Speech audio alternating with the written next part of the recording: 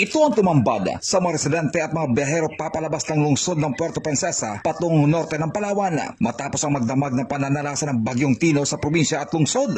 Hindi makatawid ang mga papasahero at mga pribadong sasakyan dahil sa pag-apaw ng tubig sa kalsada at mga gumuhong lupa. Sa situational report na ipinadala sa news team ng opisina ng 3 distrito ng DPWH, kuha ang mga larawan sa Barangay Concepcion, Langugan, Binduyan, Mauyon at Babuyan.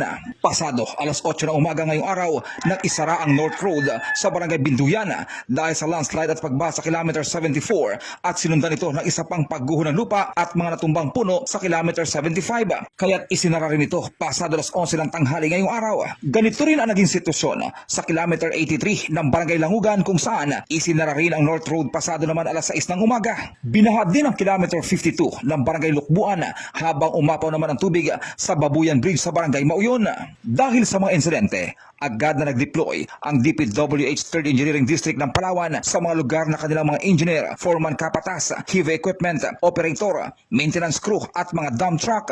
Samantala sa huling mensaheng ipinabot sa news team ni Engineer Dario San Diego ng DPWH 3rd Engineering District, pahirapan pa rin ang kanilang ginagawang aksyon sa lugar dahil malakas pa rin ang buhos ng tubig mula naman sa mga kabundukan, pero patuloy ang ginagawang pagtatrabaho ng kanilang mga kawani upang maibalik sa normal ang sitwasyon ng Puerto Princesa North Road National Highway. MacArthur Asotilia, Basta Radyo, Ibantera mo.